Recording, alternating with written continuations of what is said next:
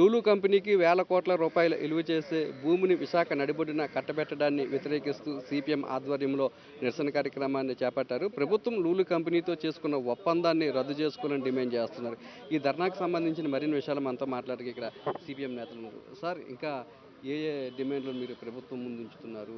వేల కోట్ల రూపాయల ప్రజాదరణ అప్పనంగా లూలు కంపెనీ కట్టబెట్టడాన్ని ఏ విధంగా మీరు చూస్తారు సార్? ఇది 2000 కోట్ల రూపాయల విలువ కలిగినటువంటి భూములు, విశాఖ నగరంలో నడిబొడ్డులో ఉన్నటువంటి భూములు, సముద్ర తీరమున ఉండేటువంటి అద్భుతమైనటువంటి ఈ భూమి, ఇది ప్రజల ప్రయోజనాలకి, విజ్ఞాన వినోదానికి ఉపయోగపడాలి తప్ప లూలు మాల్ అనేటువంటి ఒక బడా వ్యాపార సంస్థకి అప్పనంగా కట్టబెట్టడానికి సిపిఎం పార్టీ తీవ్రంగా వ్యతిరేకిస్తూ ఉన్నది.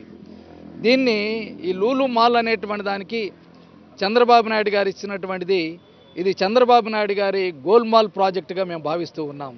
దీనికేమైనా ముడుపులు ముఖ్యమనియా? మరి ఎందుకు ఆగమేఘాల మీద దీన్ని కేటాయించాల్సినటువంటి అవసరం ఉంది? విశాఖపట్నంలో బట్టల దుకాణాలు చాలా ఉన్నాయి, బిర్యానీ దుకాణాలు చాలా ఉన్నాయి, సినిమా హాల్స్ బాగానే ఉన్నాయి, షాపింగ్ మాల్స్ ఉన్నాయి. మళ్ళీ ఆ యొక్క చెత్తను తీసుకొచ్చి ఆర్కే బీచ్ పక్కన పెడతానంటాడేంటి చంద్రబాబు నాయుడు గారు? ఈ చెత్తని అభివృద్ధి అని ఎలా అంటారని నేను అడుగుతూ ఉన్నాను. పైపెచ్చు ఇదే 99 ఏళ్ళకి లీజుకి ఇస్తున్నారంట. ఎవడబ్బా సొంత అండి ఇది? ఏడాదికి 50 లక్షలు మాత్రమే లీజు చెల్లిస్తాడంట. అప్పనంగా దోచిపెట్టడం కదా నేను అడుగుతూ ఉన్నాను. ఇది సరైనటువంటిది కాదు. ఇది కాక చాలా రాయితీలు ఇస్తున్నారు, ఎదురు రాయితీలు కూడా ఇస్తున్నారు. ఏమిటి ఎదురు రాయితీలు? వాళ్ళకి ఈ భూమి లూలు వాడికి ఇచ్చేస్తే వాడు చెల్లించాల్సినటువంటి స్టాంప్స్, రిజిస్ట్రేషన్ ఛార్జెస్ ఉన్నాయి, దానికి రాయితీ ఇచ్చేశారు, రద్దు చేసేసారు. దాదాపు 120 కోట్ల రూపాయలు ఆ విధంగా రాష్ట్ర ప్రభుత్వం నష్టపోతుంది. అలాగే దాని మీద సర్ఛార్జీ విధిస్తారు, ఒక 20 కోట్లు వస్తుంది, అది విశాఖపట్నం మున్సిపల్ కార్పొరేషన్, దాన్ని రద్దు చేస్తున్నారు. అలాగే ఉడా విఎంఆర్డి వాడికి డెవలప్మెంట్ ఛార్జెస్ కట్టాలి, ఒక 15 కోట్లు, దాన్ని రద్దు చేసేస్తున్నారు. అవి కాకుండా దీనికి ఇంకా ఆస్తి పన్ను, నీటి ఛార్జీలు, విద్యుత్ ఛార్జీలు, ఇలాంటి చాలా మినహాయింపులు అనేటువంటిది ఇవ్వాలనేటువంటి చర్చలు కూడా సాగుతున్నటువంటి నేను అడుగుతూ ఉన్నాను. అందువల్ల ఇదేదో గొప్ప ప్రాజెక్టు లాగా, ఏదో దేశంలో ఎవరికి తెలియనటువంటి ప్రాజెక్టు లాగా లోకేష్ గారు చెప్తూ ఉన్నారు. ఆయన వచ్చి ఇటువంటి ప్రాజెక్టులని వ్యతిరేకిస్తే రెడ్ బుక్లో పెడతారంట. పెట్టండి మమ్మల్ని రెడ్ బుక్లో పెట్టేసి ఈ లూలు మాల్ని వ్యతిరేకించే వాళ్ళు చంద్రబాబు నాయుడు గారు, లోకేష్ గారు విశాఖపట్నం వస్తారని నేను అడుగుతూ ఉన్నాను. అంటే మీరు చేసేటటువంటి చీకటి ఒప్పందాలని, ప్రభుత్వ ఆస్తుల్ని కొల్లగొట్టేటటువంటి వాటిని ప్రశ్నించేటటువంటి వాళ్ళని తప్పని చెప్తున్నట్టు పెట్టి విశాఖ ప్రజలు చూస్తూ ఊరుకోరు. మీకు 100కి 70 మంది ఓట్లేశారు. 70 మంది ఓట్లేస్తే మీరు కొండలు ప్రైవేట్ వాళ్ళకి ఇచ్చి, విశాఖపట్నం మున్సిపల్ పార్కులను ప్రైవేట్ వాడికి ఇచ్చేసి, ఈ యొక్క ప్రజలకు ఉపయోగపడేటటువంటి వాటిని కూడా లూలు మార్కిస్తే విశాఖ ప్రజలేమి ఊరుకోరు. ఆల్రెడీ స్టీల్ ప్లాంట్ని అమ్మటానికి అన్ని చర్యలు చేపడుతున్నారు కదా.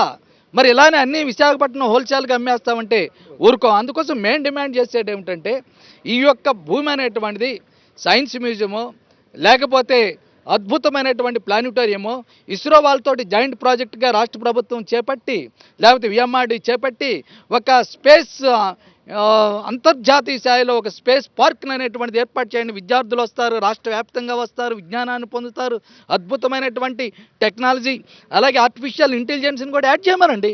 ఇలాంటివి లేకుండా ఇడ్లీ దుకాణాలు తీసుకొస్తామంటే ఊరుకునేటటువంటి ప్రశ్నే లేదని దీన్ని రద్దు చేయాలని మేము డిమాండ్ చేస్తూ ఉన్నాం. సార్, గత ప్రభుత్వం రద్దు చేసుకుంది లూలు కంపెనీతో, మళ్ళీ ఈ ప్రభుత్వం అధికారంలోకి వచ్చిన తర్వాత ఒప్పందాన్ని కంటిన్యూ చేస్తుంది. ఎందుకు అంత ఉత్సాహం చూపిస్తుంది అనుకుంటాం? మేము అదే ప్రశ్నిస్తున్నామండి. చంద్రబాబు నాయుడు గారికి దేశంలోనూ రాష్ట్రంలోనూ ఏ సమస్యలు ఏదీ లేనట్టు ఆగమేఘాల మీద, యుద్ధ ప్రాతిపదిక మీద లూలు మాల్కి ఈ భూములు కట్టబెట్టడంలో ఆంతర్యం ఏమిటి?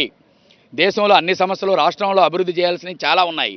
అవన్నీ వదిలేసి సిఆర్జెడ్ నిబంధనలు కూడా ఉల్లంఘించి ఇక్కడ లూలు మాల్తో మీకున్న ఒప్పందం ఏంటి? గతంలో మీరు ఒప్పందం చేసుకున్నారు, ఆ ఒప్పందాన్ని ప్రజలందరూ వ్యతిరేకించారు, దాన్ని తర్వాత వచ్చిన ప్రభుత్వం రద్దు చేసింది. ఇప్పుడు మీరు అధికారంలోకి వచ్చి ఏడాది తిరగకముందే మళ్ళీ ఆ ఒప్పందాన్ని తిరగదోడడం అంటే ఆయనకి మీకున్న అండర్స్టాండింగ్ ఏంటి? ఆయనతో మీకున్న లోపాయికార ఒప్పందం ఏంటి? మీరు కానీ లోకేష్ బాబు గారు కానీ ఇందులో అంతర్భాగంగా పార్ట్నర్షిప్ ఏమైనా ఉందా అని అనుమానాలు జనాలకు కలుగుతున్నాయి. మేము చెప్తున్నది ఈ బీచ్ రోడ్లో అటువంటి దానికి అనవసరం. ఇక్కడ జనసాంద్రత రీత్యా కానీ, పార్కింగ్ రీత్యా కానివ్వండి, ఇటువంటి షాపింగ్ మాల్స్ పెట్టాలనుకుంటే నగరానికి దూరంగా ఏర్పాటు చేసుకోవచ్చు. కొన్ని వందల ఎకరాలు మీరు ఇచ్చుకోండి, మాకే అభ్యంతరం లేదు. కానీ నగరం నడుబొడ్డులో ఉన్నటువంటి స్థలాన్ని ప్రజలకు ఉపయోగించుకోకుండా ఈ రకంగా షాపింగ్ మాల్స్, సినిమా హాల్స్, పెద్ద పెద్ద మాల్స్ తీసుకొచ్చి ఇక్కడ పెడితే ఈ బీచ్కి వచ్చే పర్యాటకులకి కనీసం నిల్చోడానికి కానీ, పార్కింగ్ కానీ, కూర్చోడానికి కానీ ఏ అవకాశం లేకుండా ఉండే పరిస్థితి ఏర్పడుతుంది. కాబట్టి ఇటువంటి షాపింగ్ మాల్స్ని కట్టడానికి వీల్లేదు. ఎట్టి పరిస్థితుల్లో లూలు మాల్కి స్థలాలను ఇవ్వద్దు. లూలు మాల్తో కుదుర్చుకున్న ఒప్పందాన్ని రద్దు చేయాలని మేము డిమాండ్ చేస్తున్నాం. రద్దు చేసే వరకు ప్రజా ఉద్యమం కొనసాగిస్తుంది. జనాల్లోకి వెళ్తాం, జనాలందరినీ భాగస్వాములు చేయిస్తామని తెలియజేస్తున్నాం. ఈ ఒప్పందాన్ని రద్దు చేసే వరకు తమ పోరాటం కొనసాగుతూనే ఉందని, 2,000 కోట్ల రూపాయలు విలువ చేసే ఈ భూముల్లో ప్రజలకు సంబంధించిన ప్రజా అవసరాల కోసం మాత్రమే భవనాలను నిర్మించాలని చంద్రబాబు నాయుడు అంత ఉత్సాహం చూపించడానికి గల కారణం ఏంటి? దీని వెనక ఏమైనా కోట్ల రూపాయలు చేతులు మారాయా? ఇందులో చంద్రబాబు నాయుడుకు, లోకేష్కు ఓటాలు ఉన్నాయా అని చెప్పి సిపిఎం నేతలు ప్రశ్నిస్తున్నారు. కెమెరామెన్ అప్పలరాజుతో నాయుడు, విశాఖపట్నం నుంచి.